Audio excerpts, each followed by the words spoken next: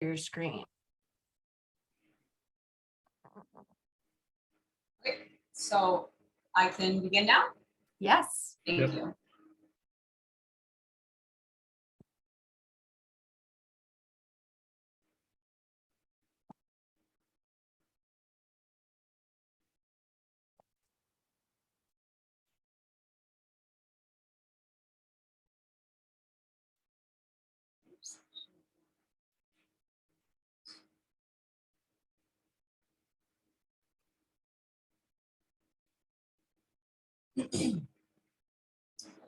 Hey, pardon me. So my capstone project is a business plan for a powdered plant-based Parmesan cheese called Panacheeza. It is made of 4 simple ingredients: cashews, nutritional yeast, garlic powder, salt, and apple cider vinegar. We pride ourselves on the low ingredient content while maintaining a complete protein structure. Forgive me, I lost my voice over the weekend. Our mission statement is to give back to our planet by creating a superfood to lead to a healthier you while promoting animal welfare and offering an environmentally sustainable solution for generations to come. Janessa, can I interrupt 1 second? Yeah. Your voice is coming across with quite an echo. I can just about follow your voice, but it's there's something's going on with the mic or some feature of one or other of it. Meg, are you the same? So it sounds like it's like, I don't know, there is some additional feedback that's coming back. I can hear you. Okay, I can switch to using my laptop instead of my desktop if you guys want to try that. Otherwise, Yes. I'm not really sure Right. how to What? fix that. Since we have time, why don't you do that? Okay, all right, so I'm going to end this and Okay. I will rejoin from my laptop. Okay.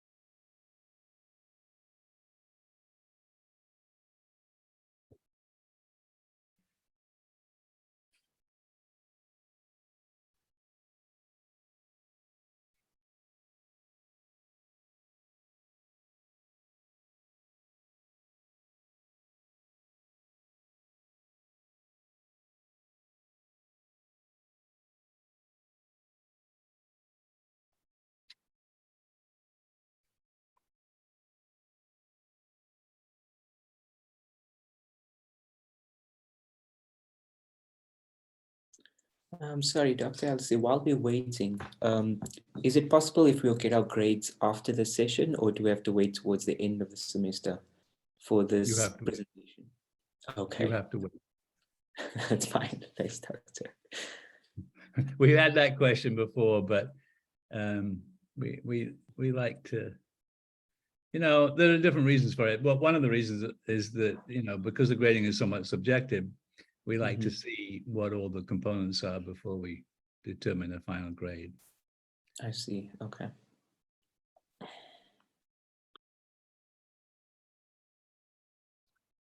All right, I can see you, Janessa, but I can't hear you yet. Now you have no voice at all. Oh, I'm muted. Okay, how do I sound? All right, that's better. All right. All right, you guys are really quiet, which is odd. So just, there we go. Okay, Go ahead. right, I'm going to share.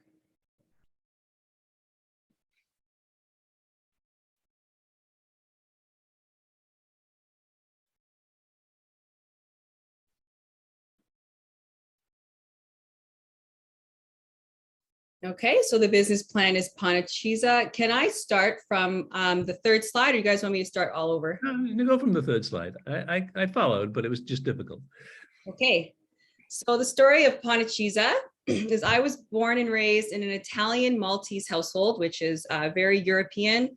I spent a lot of time with my grandmother, where I learned my cooking skills, and she was an extremely health conscious individual. About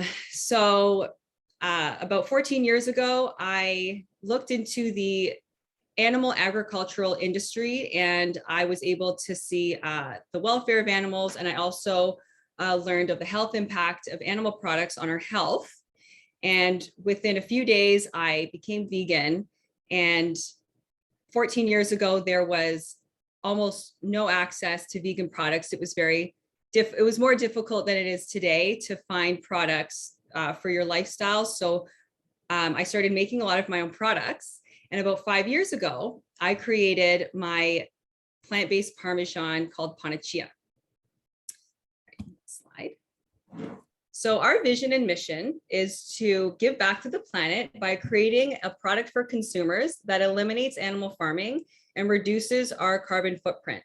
We're going to have a three-pronged approach. The first one is for health-focused consumers, vegans, vegetarians, and flexitarians who seek to add better plant-based goodness to their existing diet. The second one is earth-focused for omnivores and flexitarians who focus more on their grocery carts, impact seeking environmentally friendly plant-based options. Flavor-focused is our last one for flexitarians seeking to add more plant-based groceries to their cart without giving up the flavors and eating experiences they love. So why is this a good opportunity? North America is entering a plant-based era as dairy is under siege in key demographics in Western markets. Dairy's reputation is under threat in the form of health concerns, animal welfare, environmental impact, market saturation, media attention, and competition. Plant-based cheese has been on the rise the last few years, creating a decline in the dairy industry. For example, cow milk industry in the US pulled in $4.4 billion in 2018, and in 1 year it decreased by $1.3 billion in 2019 to $3.1 billion. And those losses in the dairy industry were found as gains in the plant-based industry. So Panacheeza's sustainability will be evident as the largest market base for plant-based cheese is currently in North America. This upward trend is not due to absolute diet changes, but from dairy and meat-eating consumers who are looking to satisfy taste, convenience, sustainability, price, and health concerns. As natural cheese is considered part of a healthy diet, there is a perception that natural cheese can inhibit weight loss and that dairy is something to cut back on. This has caused a decrease of natural cheese consumption and an increase in dairy-free alternatives. Startups offering cleaner and more appealing recipes in dairy-free cheeses are receiving more attention, notably cashew-based cheeses. Investors looking to profit in the plant-based cheese industry should be investing in the cashew cheese market due to consumer concern for the processing of non-nut-based cheeses. Cashews are viewed as the best solution for cleaner ingredients, specifically when blended with nutritional yeast to mimic a cheese-like taste and texture. Cleaner and simplified ingredients are representing an important opportunity as GMO crops have received bad press and consumers are shying away from mostly soy-based alternatives. Our customer. The driving force behind the increased demand for dairy-free cheeses does not come from the vegan or vegetarian diet, but from flexitarian diets who want cheese that is free from dairy and is easy to digest. Panacheeza hopes to introduce a powdered plant-based Parmesan cheese that can offer the same creamy texture as natural cheese, but with the added health benefits that are in demand by the expanding market.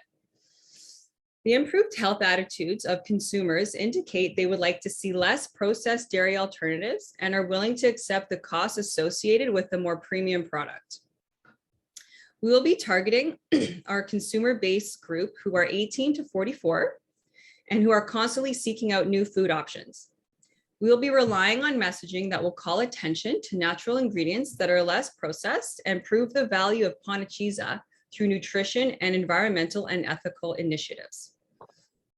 As the vegan consumer base remains a small driver of the plant-based cheese market, our promotion will be targeted to the hybrid flexitarian food consumers who are accounting for over 50% of the base.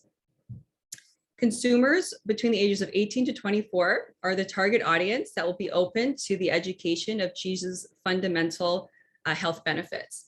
Ethical messaging will be reserved for consumers aged 25 to 44 and split into two camps, one for ethical farming and the other for the environmental impact. This target market will capture Gen X, Gen Y, with the millennial population as the primary driver of the market. The compounded annual growth rate for plant-based cheeses are expected to grow at a rate of 15% from 2018 to 2024. For this reason, we'll be analyzing the millennial market to benefit from this forecasted change. Our competitor analysis. So this is not the one I saved. Okay. So we're going to be looking at Nuchit and Parma. So we've chosen these two because they have the most presence online and in grocery stores. They've been around, Parma's been around for probably about 10 years and Nuchit is fairly new within the last 5 years. So the ingredients of Nuchit are cashews, nutritional yeast, garlic powder, hemp seeds, brown rice flour, and salt. This product can be advertised as a health food product because of the nutritional yeast and cashews. However, the hemp seeds and brown rice flour do give it a earthy flavor and a seedy texture. And it's highly priced at 4 ounces for $10. And the online reviews are fairly mixed. Parma has walnuts, sunflower seeds, nutritional yeast, and salt, so they are a health food product. However, using walnuts and sunflower seeds also leads to a seedy texture and an earthy flavor. The reviews are not that great, and it's also highly priced at 7 ounces for $10. So our product has cashews, nutritional yeast, garlic powder, Himalayan pink sea salt, and apple cider vinegar. This is the cleanest one on the market. We're going to have a competitive price with 8 ounces for $15, and we're going to start direct to consumer.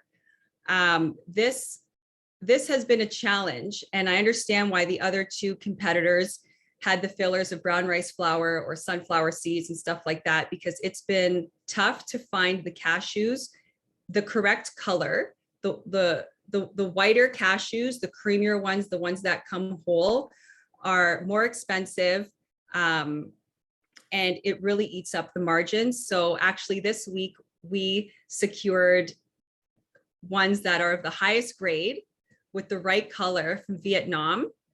And I actually experimented with it yesterday and it knocks it out of the park. So we're going to be placed directly in front of the competitors. So we're really excited about that. So our SWOT analysis, the plant-based market is forecasted to see continued growth. It's not going anywhere.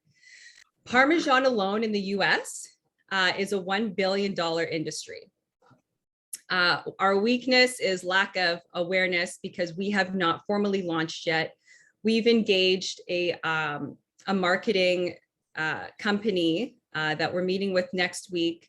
Our formulation is still a work in progress. However, I believe that we completed that yesterday. So that's great. Opportunities is we want to do a lot of verticals with Panacheeza.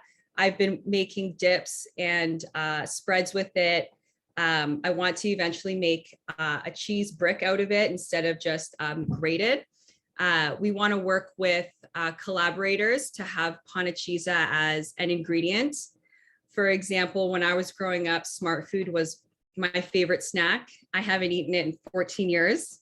If I could bring something to market that could, bring a plant-based Smart Food to myself and everybody I know, I would be very happy with that. The search engine marketing by the competitors is not been tapped upon, so that's an opportunity for us as well. Our threats are that cashews are a tree nut, which is an allergen for a lot of people, so we're going to be cutting out a large market share there. However, we will be looking into replacements for the tree nut in the near future.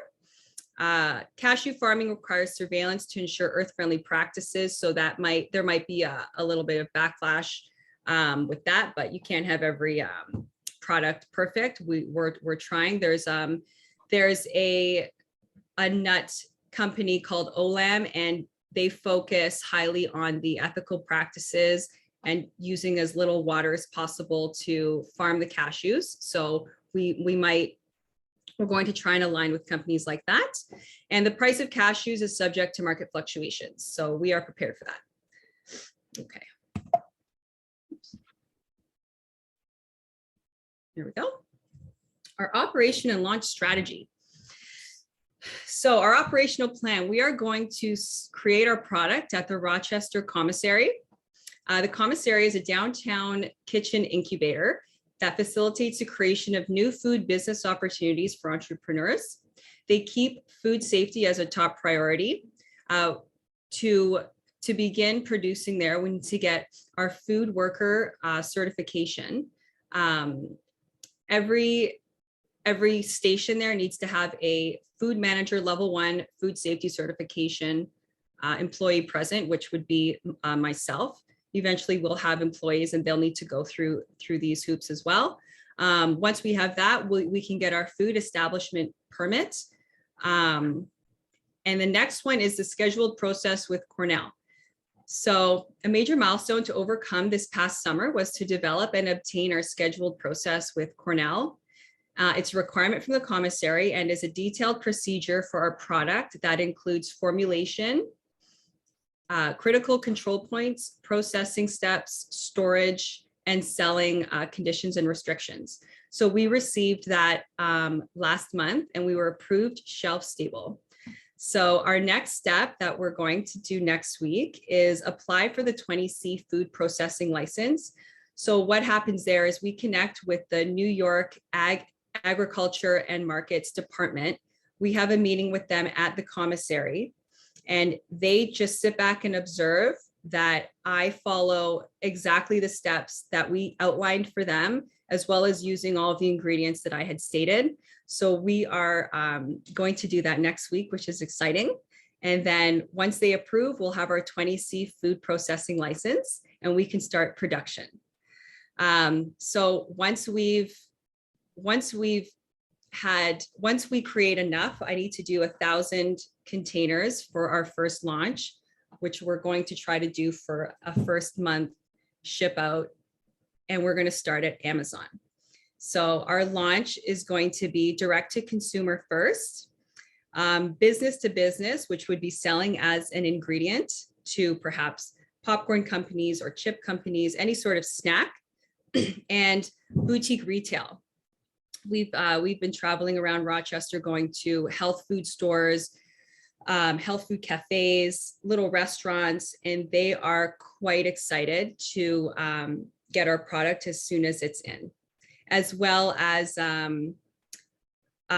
food order, like if you order like your food for 1 week, if you're doing a fitness program, we've connected with companies that want to use Panacheeza as a side for their food, and we'll see if it can take off in that domain as well. And that's Panacheeza. Thank you, Janessa. That was a great presentation. Very impressive. I have a couple of questions. You keep talking about we. Who's we? Okay, so that would be my husband. Okay, I guessed it was, but okay. So I'm the creator of it, and he has basically been kind of the administrator. He's getting all of the business footwork done since I'm in school full time. You know, I run in the kitchen, I make a batch, we analyze it, and we kind of bring it out. So we is him and I, and we have the support of you know, the family around us. So it's a good space.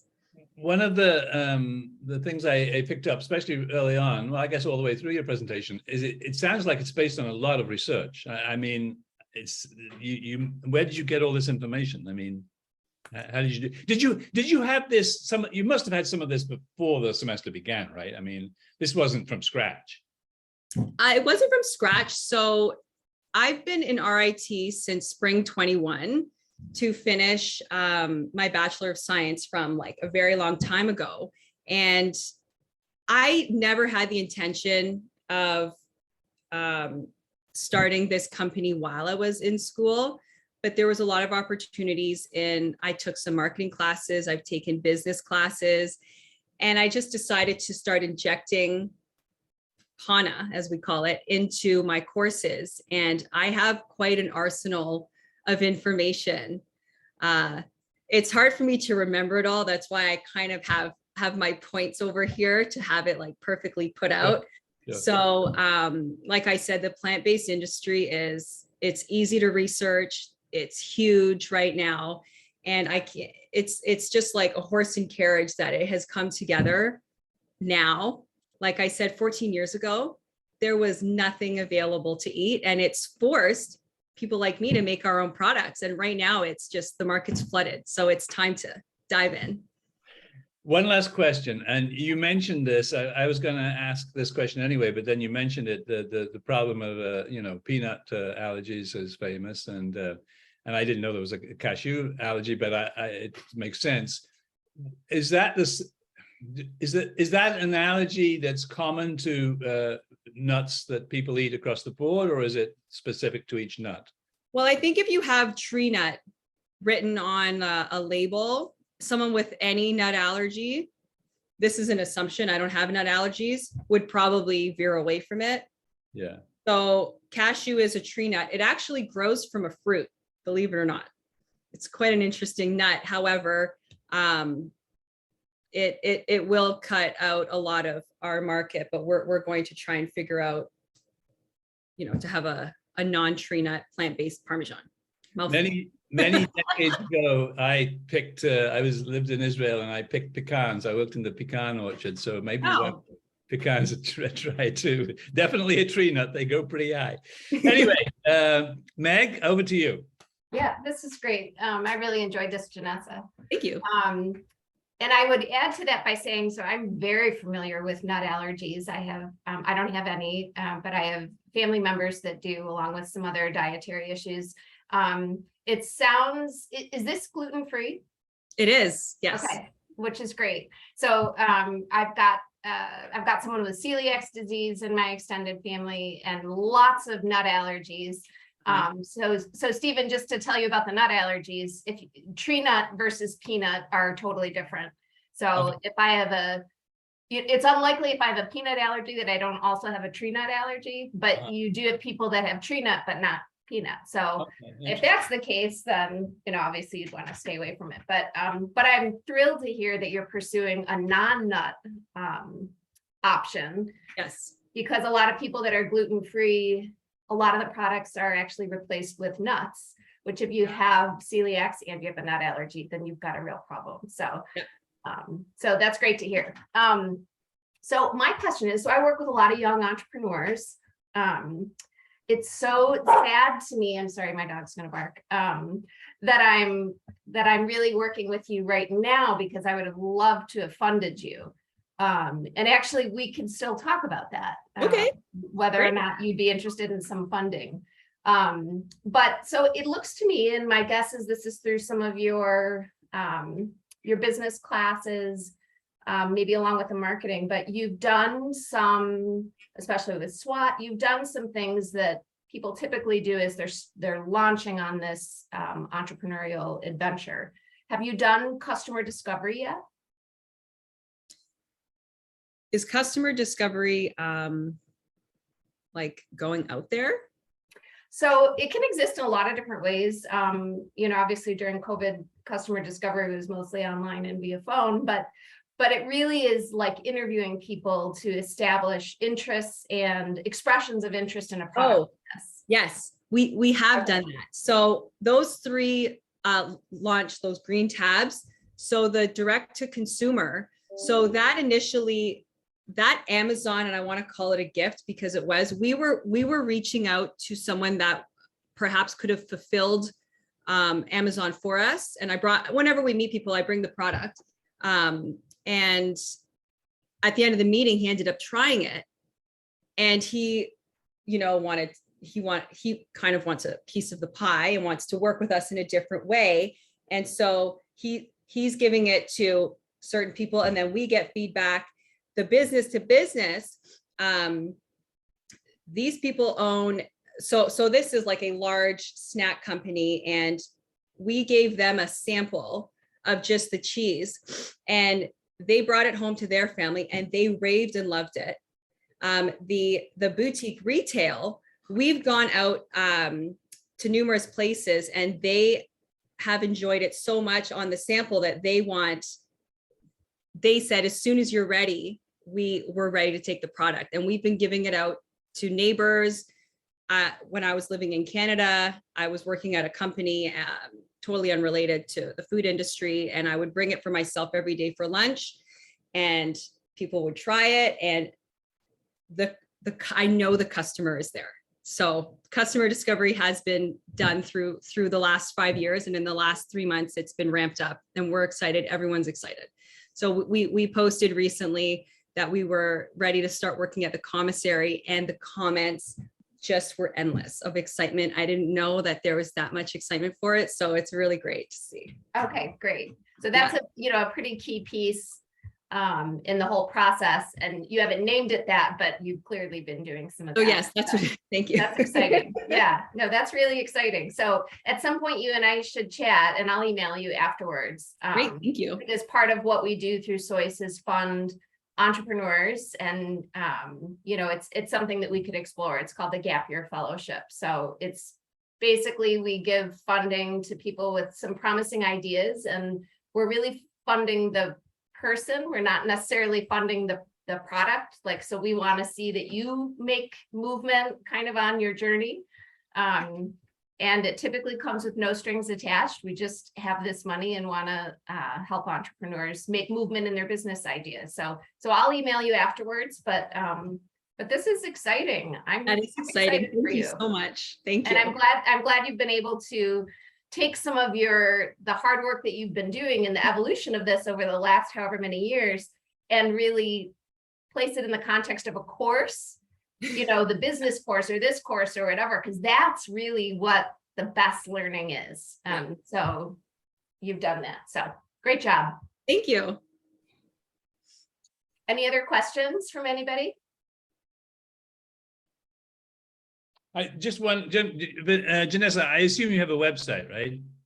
So we don't right now. Oh. We are going to have that done within the next 4 weeks, because we must have it done for launch. Yeah. So we're getting all of our handles this week. We have our emails set up. So it's, panacheeza.com. So right now is like such a crunch time. Everyone is waiting. We have people waiting for this and this and this. And so, the break between summer and fall semester, I'm going to be working hard. So, yeah, not yet, unfortunately, soon. And with all that work, don't forget you have to go to the symposium too. And that I'm so excited to show up to that, and I'm going to have samples for everybody. I remember you said in the orientation that someone had chocolate once and there just wasn't enough. So I've been making so much in my kitchen. I need to get rid of it. So I'm excited. Great. All right. Thanks, Janessa. Great job. Thank Shailen, you. You're up. Okay. Just share my screen. Okay, can everyone see my screen? Yep. Okay. Good morning, Dr. Eldersley and Meg, welcome. The project that I was working on this semester is called buyingthebook.com. This project focuses on developing a trading textbook company from scratch and highlights the steps and strategies used to develop an e-commerce business plan. Buyingthebook.com is a South African business which will be created for local South African university students who are trying to get rid of their stored or unused textbooks.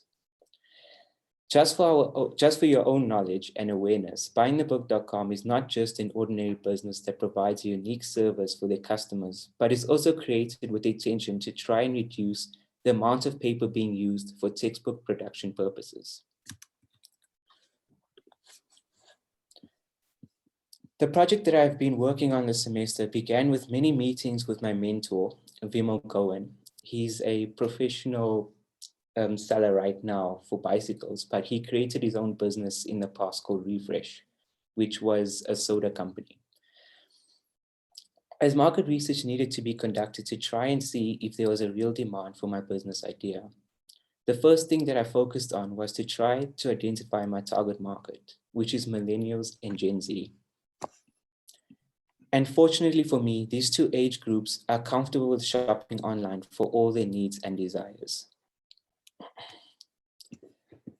In weeks 3 or 4, I created a survey that was distributed to students all around the country who attended universities such as Wits, University of Cape Town, University of Johannesburg, and University of Pretoria. As you can see, I've displayed the feedback I've received from these students. Approximately 60 students were asked to answer these multiple choice questions. Fortunately, I have received some positive feedback, which shows that there's a demand or purpose for buying the book.com to be started. When looking at graph 1, you can see students were asked what they did with the used textbooks after they've completed their course, and the recorded response shows that 80% of students tend to store them away safely. And this shows that by trading these textbooks with buyingthebook.com could potentially be a better solution compared to just storing old textbooks and letting them capture dust.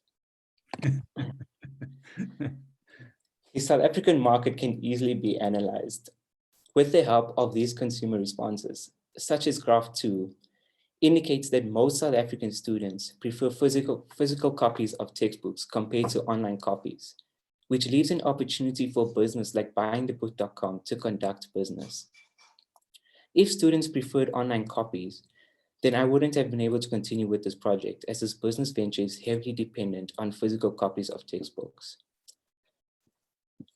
Graph 3 represents the frequency of online shopping that university students do, and knowing that 60% of students shop online on a monthly basis indicates that South African students have access to the internet and trust e-commerce businesses similar to buyingthebook.com. When analyzing graph 4, I noticed that this set of data will become extremely important and relevant to the financial aspect of the business, as calculating selling prices was one of the most difficult factors when conducting this project. Fortunately for me, about 73% of students care about the quality and value of the product than the price.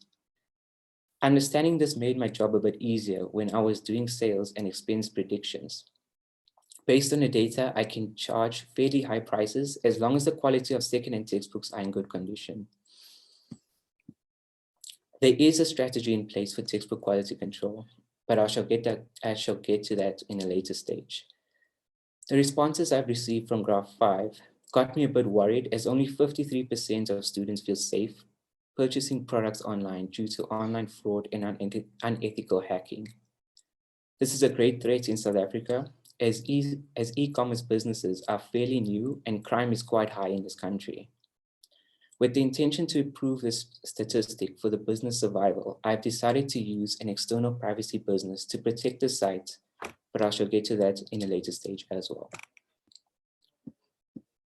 Graph 6 revealed that 73% of students are comfortable with purchasing second-hand textbooks, and this probably is the most important and relevant statistic, since my project is all about recycling second-hand textbooks. So I was fortunate and pleased to discover that a great number of students are willing to use slightly used textbooks. Graph 7 and 4 complemented each other, as 60% of students are willing to pay the highest price possible for a textbook, as graph 4 shows that they care more about quality and value than the actual price. This is also a statistic that helped me with the financial aspect of the business being created, as I had to consider how much I was willing to resell the textbooks while including my profit margin in each sale of every second-hand textbook. Graph 8 revealed that I have to worry about specific competitors such as CNA, PSN, and Bargain Books, since almost 50% of students have a favorite store to visit when looking for textbooks. This is why I had to come up with a unique selling proposition for students to select my bookstore operation over any other competitor. Having said this brings me to my next slide. This slide explains the business function and operation. So how it works is that consumer one sends the books to be appraised by the company, but they will be responsible for paying the courier cost in initial stages. This is done to protect buyingthebook.com from paying courier costs for second-hand textbooks that have not been kept in good condition for resale. Otherwise, this creates an unnecessary expense for the company. So once the book has been received, the company will appraise the books to establish a value and then offer it to consumer one. The offer will include the courier cost of the initial spending fee. The company will then repay the books and establish a selling price. The books will then be listed on the website. Once the books are listed on the website, another consumer can log into our site and purchase whatever book they might require, and that book will be sent by email.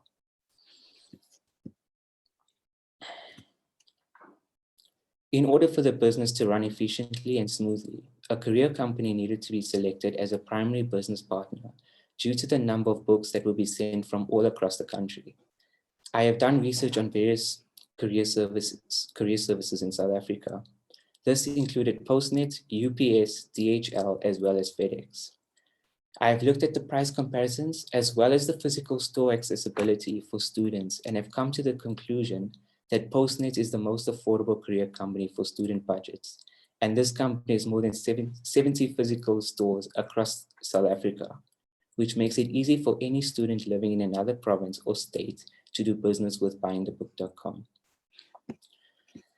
I have decided to place the storage facility in Johannesburg near Wits University in an area called Sandton. This was the best option as rent is cheaper than any other location in South Africa, as well as it is tax-free. After solving the logistic aspect of this project, it was time to focus on developing the website for the business. Based on the market research conducted, it was easy to understand what consumers look for when purchasing products online. If you can recall, one of the market research questions asked the target market if they felt safe shopping online, and the majority of the consumers said sometimes. So this was an indication that website security needs to be a priority if I want to achieve break-even point sales. This can only be achieved through protecting the website with external security services. A lot of expenses will come from the website development aspect of the business being created due to the website maintenance and privacy protection systems put in place. I have decided that TrustArc will be used to provide that service for the business, and a Trust e-seal will be displayed for online customers to view so that they feel safe and secure when using buyingthebook.com's website. As for marketing strategies, buyingthebook.com will be using Facebook, Instagram, Twitter, and YouTube accounts to engage with their customers. Posters, advertising in newspapers and magazines will not be considered, as the target market for this business is millennials and Gen Z. These two age groups are always on the internet, and so to capture their attention, buyingthebook.com will need to use social media accounts to keep people informed and aware of upcoming events, sales, and discounts. As you can see, I've created 2 sample social media posts with Canva. Posts similar to these will be seen on these 4 accounts, while YouTube will be used to explain how consumers can engage with buyingthebook.com and understand how trading their textbooks works with our company. I know this has been a lot of information to take in, so I've also created a demo website. I did not want to use, RIT's funding for this website because, of course, this is an ambitious project and it hasn't been developed as, as a great entity yet. So this is basically my thought pattern on how I want the website to look in the future stages. So let's assume that. Oops.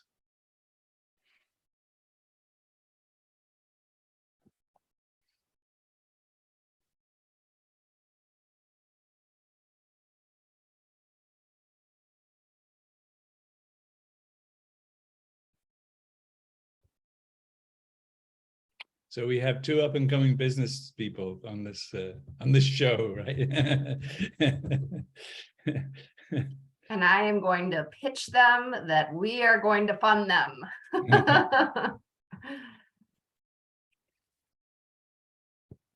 I just realized, since we have a second, I just realized, so on my desktop, when I first had the started the presentation, that was my updated presentation. And the one that I opened on my laptop was one from like yesterday.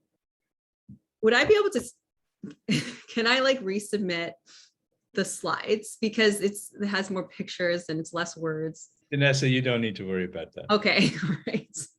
Hey, Shailen, welcome back. Oh, we don't have audio now. Are you muted?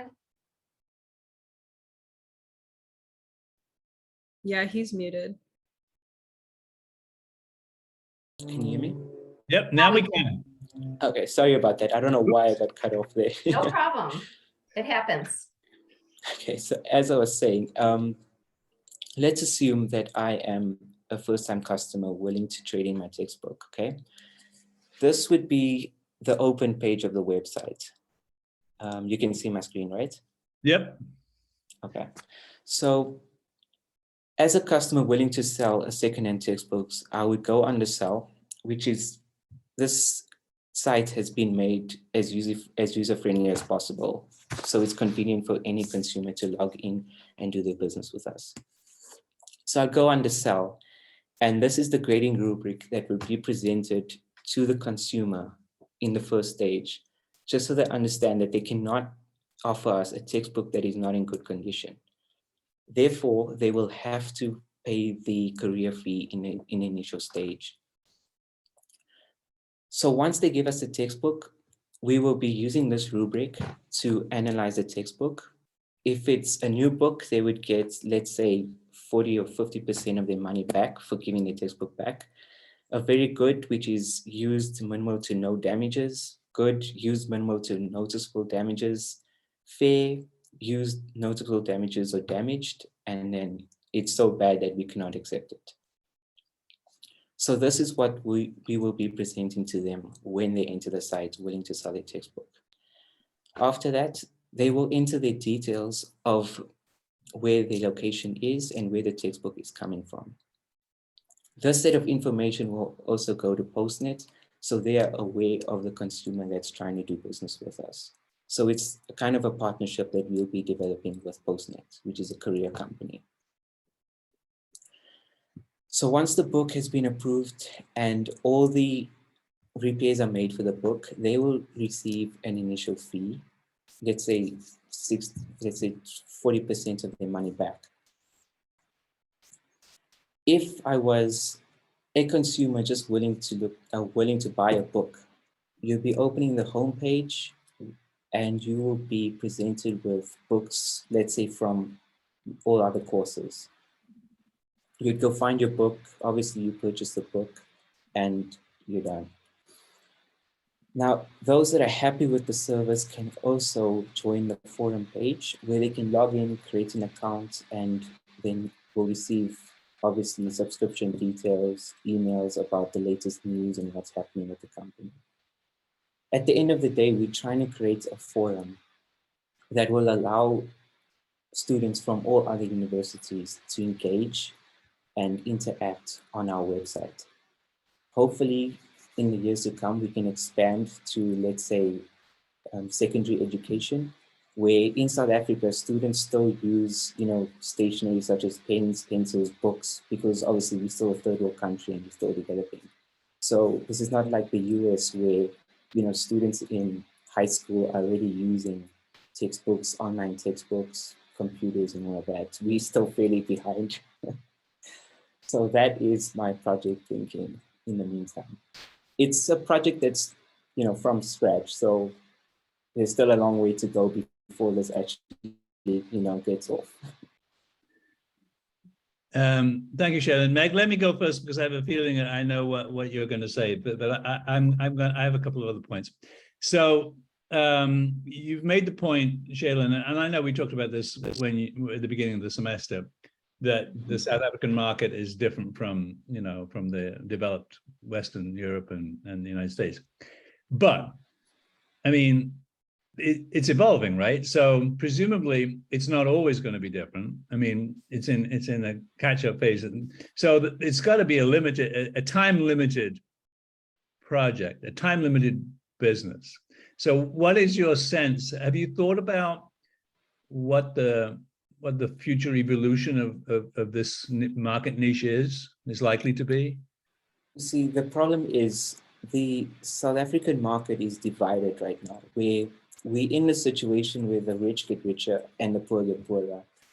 The problem is most of our educated entrepreneurs are leaving the country and starting their businesses abroad because they cannot cope with the South African market, meaning our currency is very weak at the moment. And this leaves a gap for businesses like this to take over.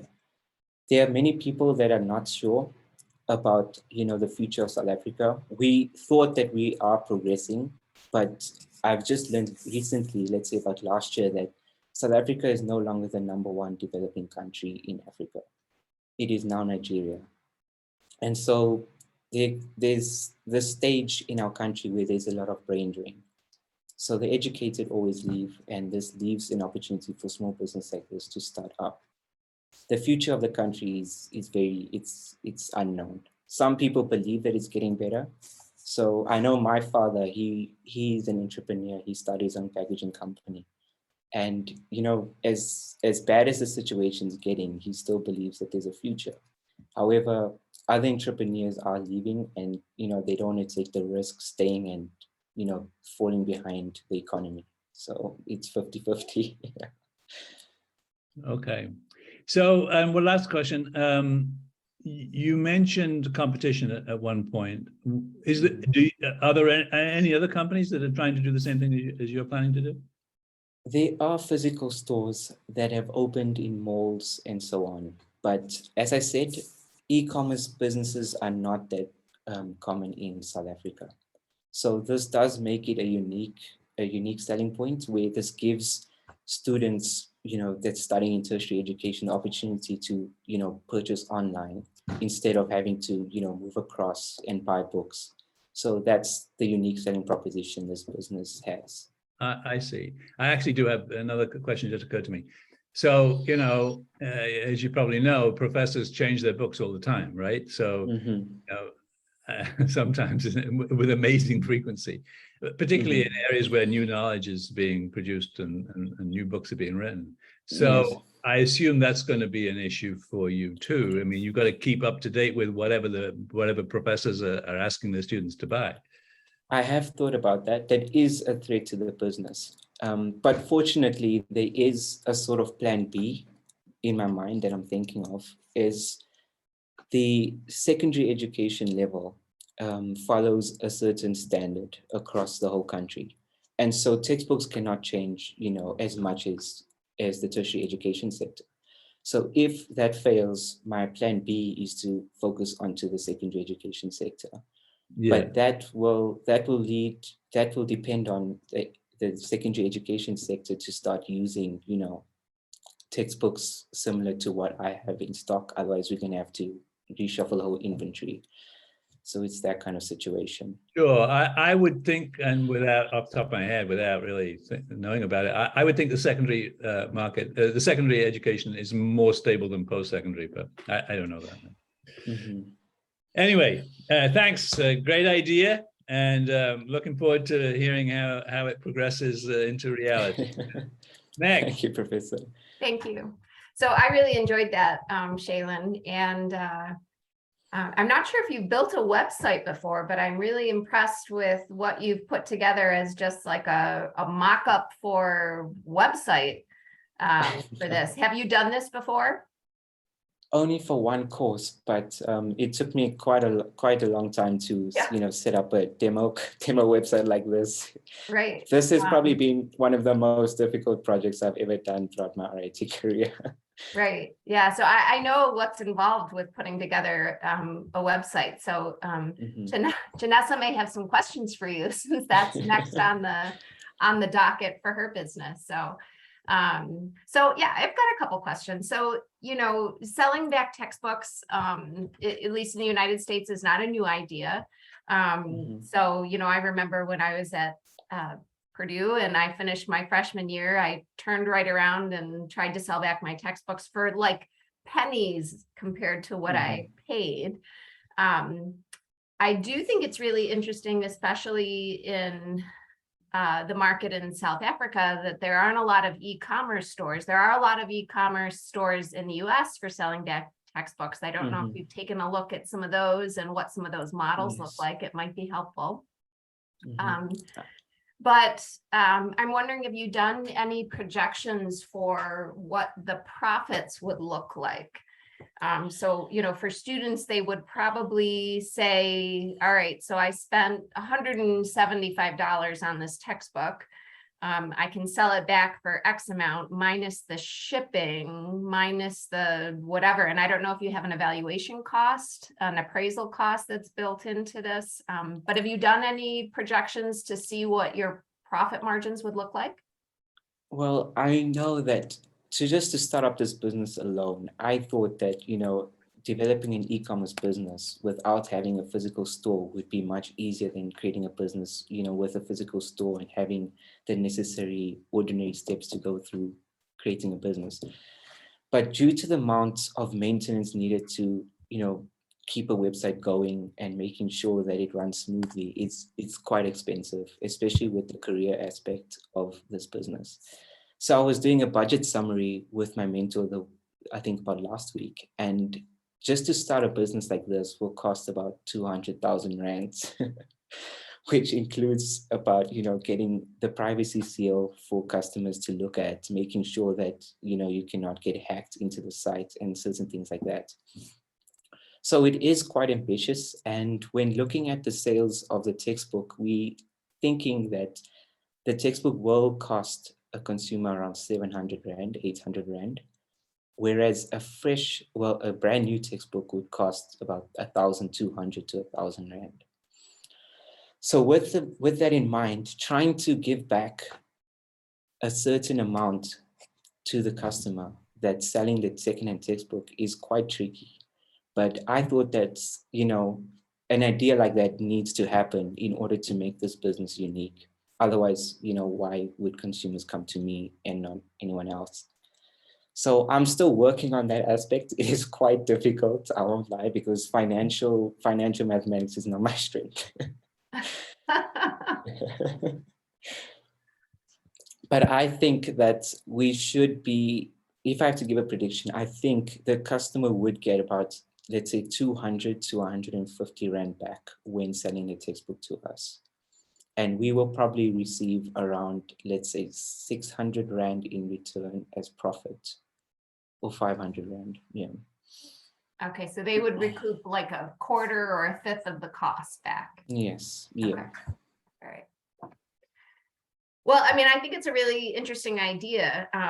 Not a novel one, at least in the US, but certainly applying it in South Africa via e-commerce does sound like a novel idea. Is this something that you are planning or interested in pursuing? Or are you going to be moving into the family business? No, I was pursuing this idea just because around 2 or 3 semesters ago, I was taking a marketing course, an online marketing course, and it's all about how e-commerce businesses start up their websites. So there was a lot of website development aspects to it. So I just thought, why not implement what I've learned in South Africa? So this is where the idea came from. So I'm hoping that if I can pitch this idea to probably Tiger Tank next semester and get some funding, I can, at least try and attempt this ambitious project that I have in my mind. Okay, so you're not finishing up this summer then? No, not this summer. Okay. Next semester. Great. Yeah. So you and I should also talk about funding through SOIS, and if that's something I would appreciate that. Yeah, if thank that's you. something you think would be interesting to do. We're always interested in new ideas, and as I said earlier, we're really interested in funding people and helping you kind of move along in terms of growth. So we're not looking to for the next Steve Jobs. That would be amazing. That's not what we're looking for. So Really nice job. I mean, I especially the application of the website skills, which is a really good skill to have. And how many responses did you get for your survey? It looked like you I got got about substantive data. 50 or 60 people across great. South Africa. Yeah. Okay, that's really great. Okay, well, really nice job, Shailen. Thank you. Shailen, let me wrap up. But I was tickled by your depiction of old textbooks gathering dust. I have all my old textbooks from the late 60s, which I have to say, sometimes I look at, but they've probably got more dust than the average book. So maybe I'll try and sell them to you. Yeah, my idea is that I don't think the profit margin will be high on that. I need the space on my library bookshelves. Okay, thank you to both of you. They two excellent presentations, which I thoroughly enjoyed. Good way for us to go. You're the first two up this semester, so it's always a good way to start with excellent presentations. So we look forward to. I know Shailen, as we talked about.